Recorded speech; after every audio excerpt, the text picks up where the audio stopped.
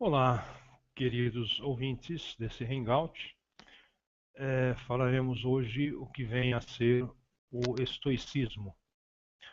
O estoicismo do grego, stoikismos, é uma escola de filosofia helenística fundada em Atenas por Zenão de Cítio, no início do século III a.C. Os estoicos ensinavam que as emoções destrutivas resultam de erros de julgamento e que um sábio ou pessoa com perfeição moral e intelectual não sofreria dessas emoções. O estoicismo afirma que todo o universo é corpóreo e governado por um logos divino, noção que os estoicos tomam de Heráclito e desenvolvem. A alma está identificada como este princípio divino, como parte de um todo ao qual pertence.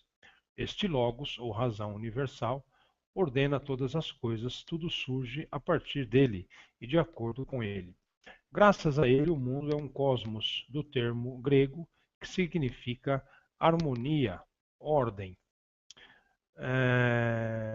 Também em alguns significados, limpo, né? Mundo. O estoicismo propõe-se viver de acordo com a lei racional da natureza e aconselha a indiferença, a apatia, em relação a tudo que é externo ao ser. O homem sábio obedece à lei natural, reconhecendo-se como uma peça na grande ordem e propósito do universo, devendo assim manter a serenidade perante tanto as tragédias quanto as coisas boas. A partir disso, surgem duas concepções éticas. Deve-se viver conforme a natureza, sendo a natureza essencialmente o logos. Essa máxima é prescrição para se viver de acordo com a razão. Sendo a razão aquilo por meio do que o homem torna-se livre e feliz, o homem sábio não apreende o seu verdadeiro bem nos objetos externos, mas usando estes objetos através de uma sabedoria pela qual não se deixa escravizar pelas paixões e pelas coisas externas. Os estoicos preocupavam-se com a relação ativa entre o determinismo cósmico e a liberdade humana, e com a crença de que é virtuoso manter uma vontade denominada prohairesis, que esteja de acordo com a natureza. Por causa disso, os estoicos apresentaram a sua filosofia como um modo de vida e pensavam que a melhor indicação da filosofia de uma pessoa não era o que teria dito, mas como se teria comportado.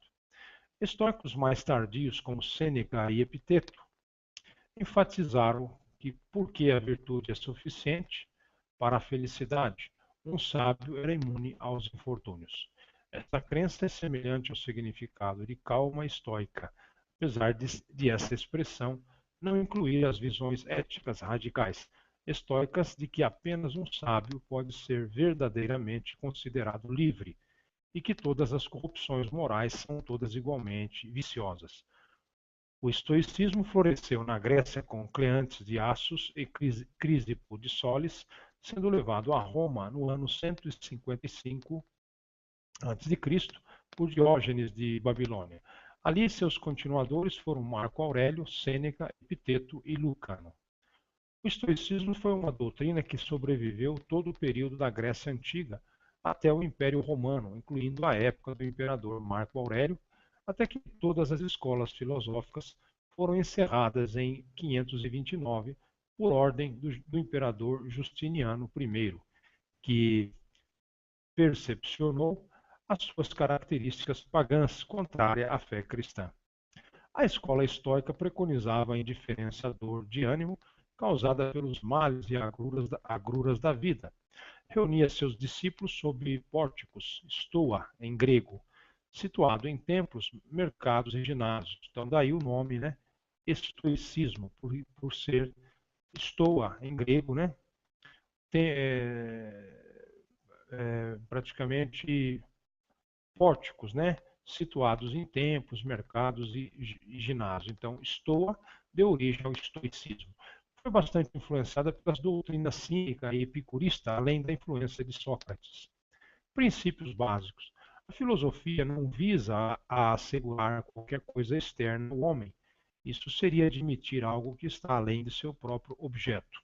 pois assim como o material do carpinteiro é a madeira e o do estatuário é o bronze, a matéria-prima da arte de viver é a própria vida de cada pessoa. Epiteto. Os estoicos ensinam o desenvolvimento do autocontrole e da firmeza como um meio de superar emoções destrutivas. Defende que tornar-se um pensador claro e imparcial permite compreender a razão universal logos. Um aspecto fundamental do estoicismo envolve a melhoria da ética do indivíduo e de seu bem-estar moral. A virtude consiste em um desejo que está de acordo com a natureza. Este princípio também se aplica ao contexto das relações interpessoais. Libertar-se da raiva, da inveja e do ciúme, e aceitar até mesmo os escravos como iguais aos outros homens, porque todos os homens são igualmente produtos da natureza. A ética estoica defende uma perspectiva determinista com relação àqueles que não têm a virtude estoica. Cleanto uma vez opinou que o homem ímpio é como um cão amarrado a uma carroça, obrigado a ir para onde ela vai. Já um estoico de virtude, por sua vez, alteraria sua vontade para se adequar ao mundo e permanecer nas palavras de Epiteto. Doente e ainda feliz, em perigo e ainda assim feliz, morrendo e ainda assim feliz, no exílio e feliz, na desgraça e feliz. Assim afirmando um desejo individual, completamente autônomo e, ao mesmo tempo, um universo que é um todo rigidamente determinista. O estoicismo se tornou a filosofia mais popular entre as elites educadas do mundo helenístico e do Império Romano, a ponto de, nas palavras de Gilberto Murray, quase todos os sucessores de Alexandre declararam-se estoicos. História. Por volta de 301 a.C., Zenão de Sítio ensinou filosofia na Estoá Poikile, lugar a partir do qual o nome da filosofia se originou.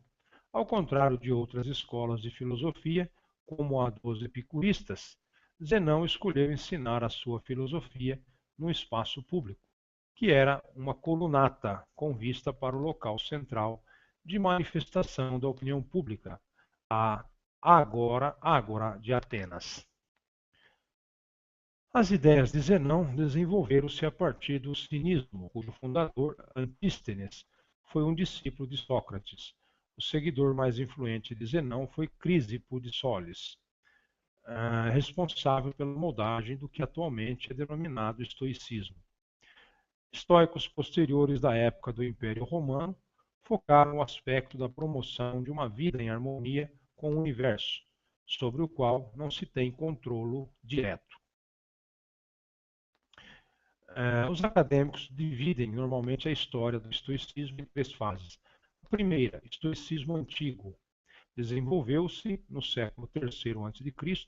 com Zenão de Sítio, Cleanto, Crisipo de Solis e Antíprato de Tarso, se preocupando com a lógica, a física, a metafísica e a moral. A segunda, o estoicismo médio, o pensamento estoico combinou-se com o espírito romano. Foi representado por Panécio de Rhodes, 180 a.C. a 110 a.C., e Posidônio, 135 a.C. a 51 a.C.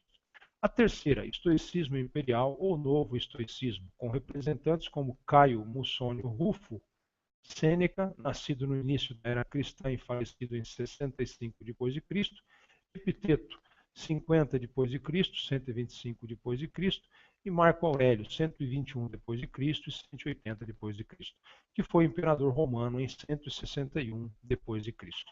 As obras de Sêneca, Epiteto e Marco Aurélio propagaram o estoicismo no mundo ocidental.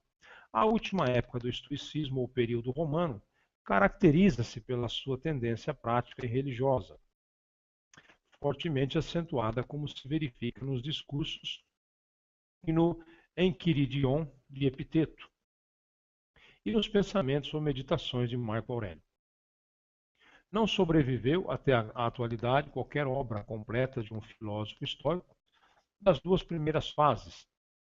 Apenas textos romanos da última fase nos chegaram completos.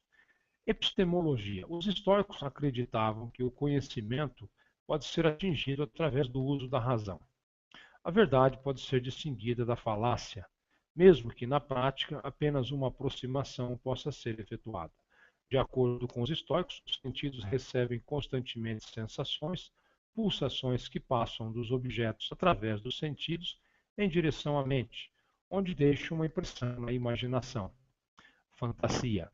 Uma expressão originária da mente era designada de fantasma. A mente tem a capacidade de julgar, sincatatesis, aprovar ou rejeitar. Uma impressão permitindo que possa ser feita uma distinção entre uma verdadeira representação da realidade de uma falsa.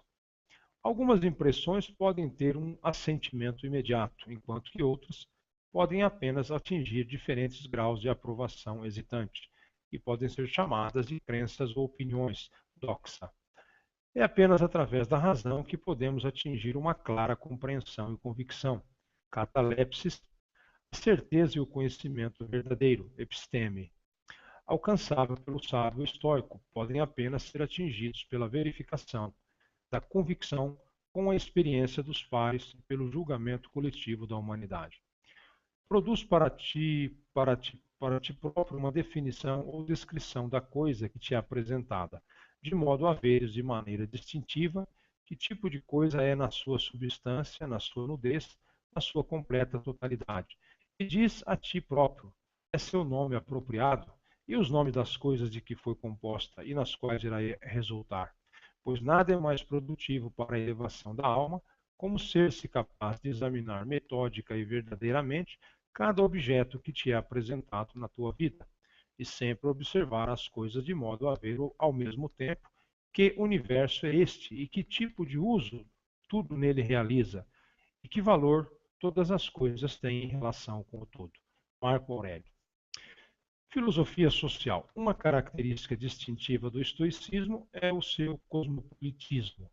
Todas as pessoas seriam manifestações do espírito universal único e deveriam, de acordo com os estoicos, em amor fraternal, ajudarem-se uns aos outros de maneira eficaz. Nos discursos, Epiteto comenta sobre a relação do ser humano com o mundo. Cada ser humano é primeiro um cidadão da sua comunidade, mas também é membro da grande cidade dos homens e deuses. Este sentimento ecoa o de Diógenes de Sinope, que disse: Eu não sou nem ateniense, nem coríntio, mas um cidadão do mundo. Legal, hein? Apoiavam a ideia de que as diferenças externas, como status e riqueza, não são importantes nas relações sociais. Em vez disso, advogavam a irmandade da humanidade e a natural igualdade do ser humano. O estoicismo tornou-se a mais influente escola do mundo greco-romano. O estoicismo produziu uma grande quantidade de escritores e personalidades de renome, como Catão, o Jovem e Epiteto. Em particular, os estoicos eram notados pela sua defesa à clemência aos escravos. Sêneca exortava: lembra-te com simpatia de que aquele a quem chamas de escravo veio da mesma origem, os mesmos céus lhe sorriem, e em iguais termos contigo respira, vive e morre. Muito bem, então fica aí mais esse hangout, né? Tentando explicitar o que vem a ser o estoicismo. Então, até uma próxima e obrigado pela paciência de vocês e uma boa noite.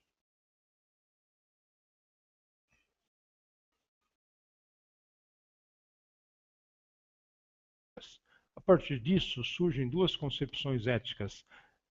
Deve-se viver conforme a natureza, sendo a natureza essencialmente o logos.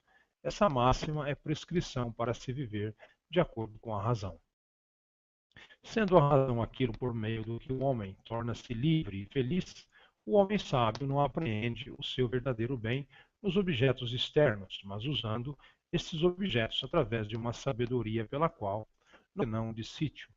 No início do século III a.C., os estoicos ensinavam que as emoções destrutivas resultam de erros de julgamento e que um sábio ou pessoa com perfeição moral e intelectual não sofreria dessas emoções. O estoicismo afirma que todo o universo é corpóreo e governado por um logos divino, noção que os estoicos tomam de Heráclito e desenvolve. Algo, né? Mundo. O estoicismo propõe-se viver de acordo com a lei racional da natureza e aconselha a indiferença, a apatia, em relação a tudo que é externo ao ser.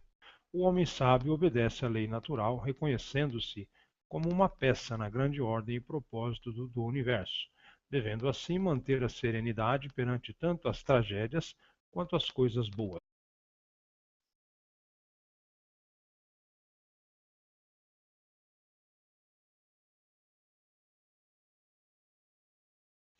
Olá, queridos ouvintes desse Hangout. Falaremos hoje o que vem a ser o estoicismo. O estoicismo do grego, stoikismos, é uma escola de filosofia helenística fundada em Atenas por Zenão. Roma está identificada como este princípio divino, como parte de um todo ao qual pertence.